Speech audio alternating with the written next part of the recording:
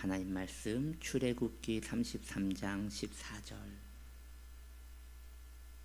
여호와께서 이르시되 내가 친히 가리라. 내가 너를 쉬게 하리라. 아멘.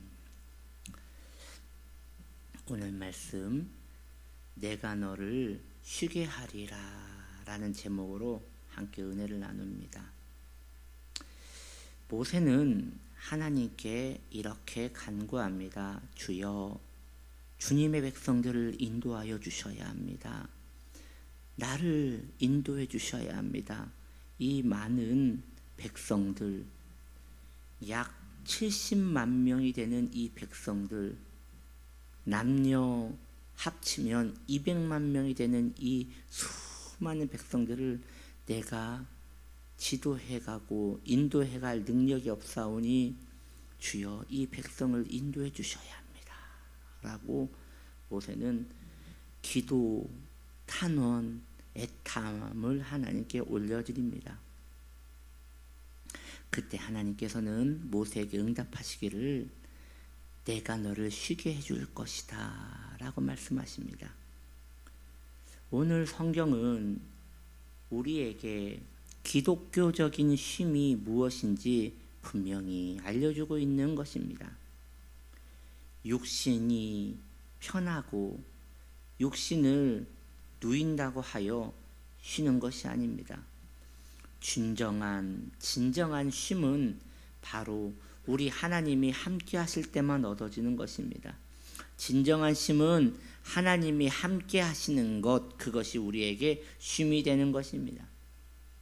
아마도 여러분들 가운데서도 경험하신 분들이 있을 거라 생각이 듭니다. 여러분이요, 잠을 주무셔 보셨습니다. 잠을 늘려 보셨습니다. 잠을 실컷 자보셨을 것입니다. 신기한 것은 잠은 잘수록 는다는 것입니다. 잠은 잘수록 더 게을러지고 더 깔아지고 하루 종일 잘 수도 있는 사람이 된다는 것입니다. 그래서 잠은 중독성이 있어요.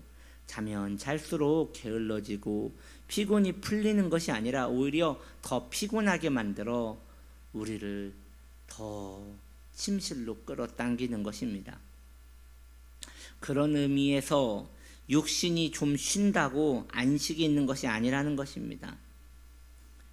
하나님이 함께 하셔야 쉼이 있는 것입니다. 그렇다면 왜 하나님이 우리와 함께 하실 때에 우리는 그제서야 쉼을 얻을 수 있는 것입니까? 그 이유는 우리 하나님이 우리의 보호자가 되시기 때문이에요. 이것은 매우 근본적인 이야기를 우리에게 해주고 있는 것이에요.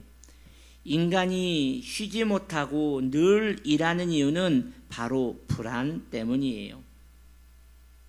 내일이 보장되어 있지 않는 이 세계에서는 오늘 먹을 것이 있어도 내일 먹을 것이 있기 위하여 일을 해야 합니다.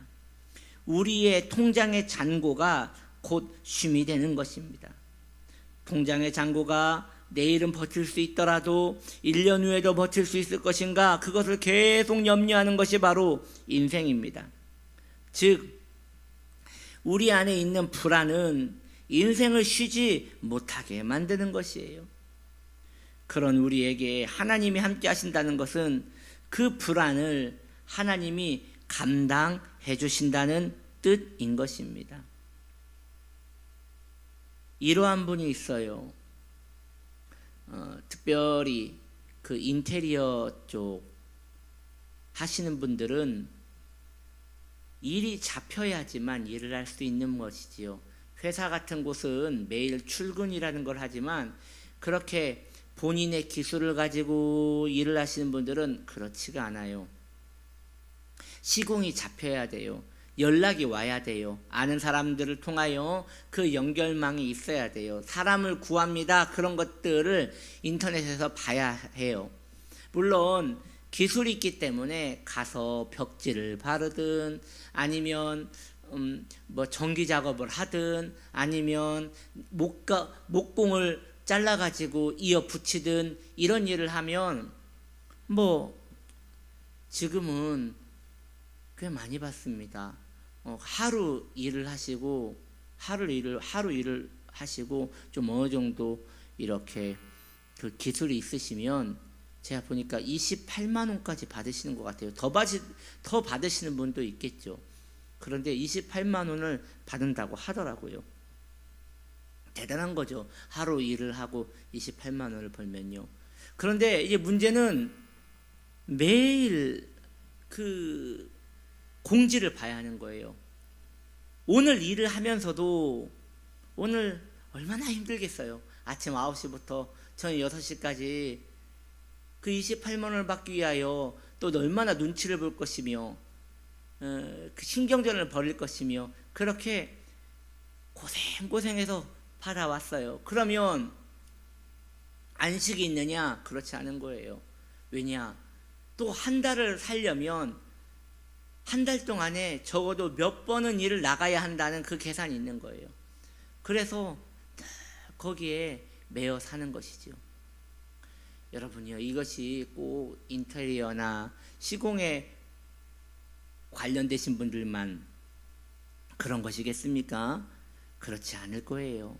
많은 분들이 이 한 달을 1년을 살아가시기 위하여 그렇게 마음을 졸이며 살아간다는 것이죠. 이것은요, 예수를 믿어도 그렇게 다르지 않아요. 예수를 믿고 있어도 여전히 그러한 일에 불안한 이들이 있는 거예요. 교회는 나가지만 하나님께 자신의 삶을 진정으로 맡기지 못했기 때문에 그런 일들이 일어나는 것이에요. 결국 그러한 분들에게는 신앙적인 이야기들은 그저 배부른 사치스러운 이야기인 거예요. 오늘 일이 있어야 하는데, 오늘 손님이 있어야 하는데, 오늘 잘리지 않고 붙들려 있어야 하는데, 이 엄청난 압박감 때문에 그걸로 인하여 고통을 받는 것이죠.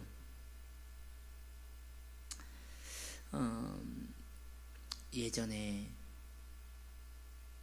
제가 섬기던 그 대교구장님이 늘 하셨던 말씀이 있습니다.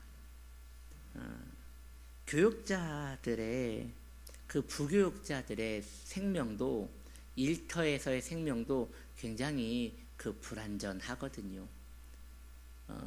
교육자들은 항상 다른 직업도 그런 직업들이 많을 거예요. 매년 갱신을 합니다. 그러니까 이리 오세요, 계약서 씁시다, 그 말 없으면 이제 사표를 쓰고 나가야 하는 것이에요. 그걸로 인하여 인사 때가 되면 늘 불안해요. 내가 원하는 보직으로 못 갈까봐, 혹은 내가 원하는 보직으로 가든 안 가든 이번에 어느 정도 이제 나이가 있으신 분들은 교회에서 나가라고 할까봐 이런 걸로 참 고민을 많이 했더랬습니다. 거의 뭐 어느 정도로 심각하냐면 그 인사가 있는 그 전주부터 그 주까지는 거의 뭐 노이로제에 걸릴 지경이에요. 이 명령지에 개척이라고 나올까봐 말이죠. 마침 뭐 저는 지금 개척을 해보니 이렇게 좋은데 라는 생각도 있지만 사실 그 안에서는 그 안정감이 깨진다는 이 두려움에 있을 때에는 그런 생각을 못했던 것 같아요. 그런 고민 속에 살고 있던 그 시절에 우리 그 대교구장님이 그런 이야기를 했어요. 교육자가 인사에 관심을 갖게 되면 그때부터 영역이 떨어진다라는 이야기를 종종 하셨어요. 그 이야기는 무엇이냐? 이번에 좋은 데로 가든 오늘 일을 할 수 있든 오늘 일을 할 수 없든 하나님의 종이라면 그 인사권을 하나님께 맡기고 너의 사장님이 하나님이라고 믿고 버틸 수 있어야 한다라는 것이죠. 저는 그것이 꼭 교육자들에게만 속하는 이야기는 아니라고 생각합니다. 모든 인생이 자신의 사장님을 하나님으로 본다면, 내 목자를 하나님으로 여긴다면, 비록 내 삶에 좀 불안한 점이 있다 하더라도 그 불안전함을 하나님께 맡겨드리고 간절히 간구하면 주님께서 왜 먹이지 않으시겠습니까? 주님께서 왜 살 길을 열어주지 않으시겠습니까? 왜 주님께서 그의 삶을 평온케 하지 않겠습니까? 그럼에도 불구하고 이렇게 예수를 믿고 있더라도 여전히 불안한 이들이 있다 하는 것입니다. 그들은 교회는 나가지만 하나님께 자신의 삶을 진정으로 맡겨드리지 못하는 그런 삶, 이해는 되지만 계속 거기에 머물러서는 안 된다는 것이지요. 그러므로 결국 나의 불안을 하나님께 맡겨드려야 진정한 쉼을 얻을 수 있는 것이 바로 신앙생활인 것입니다. 하나님께서 불안해하는 모세에게 말씀하십니다. 모세는 염려하거든요. 내일은 이 많은 사람을 어떻게 먹여야 합니까? 갑자기 무서운 적이 나타나서 덤벼들면 변변한 무기도 없는 우리는 어떻게 도망가야 하는 것입니까? 이 많은 사람들은 어디로 도망가야 하며 또 싸움을 한다면 어떻게 싸워야 합니까? 아마 모세는 머리가 터질 지경일 것이에요. 네, 계산되지 않는 모세의 삶인 것이죠. 인생은 계산이 되지 않는 것 같아요. 그런 모세에게 하나님은 내가 너를 쉬게 하리라 라고 말씀하시는 것입니다. 모세는 쉬기 위해서는, 모세가 쉬려면 하나님께 이스라엘을 맡겨드려야 했습니다. 우리도 마찬가지입니다. 여러분에게 불안을 가져다 주는 것이 무엇입니까? 돈에 대한 문제입니까? 하나님께 맡기셔야 합니다. 건강에 대한 문제입니까? 하나님께 맡겨드려야 합니다. 가족의 관계적인 문제입니까? 하나님께 맡겨드려야 합니다. 그러면 우리 하나님께서 우리를 쉬게 해주시는 것입니다. 기도하시며 하나님께 엎드리십시오. 간절히 기도하십시오.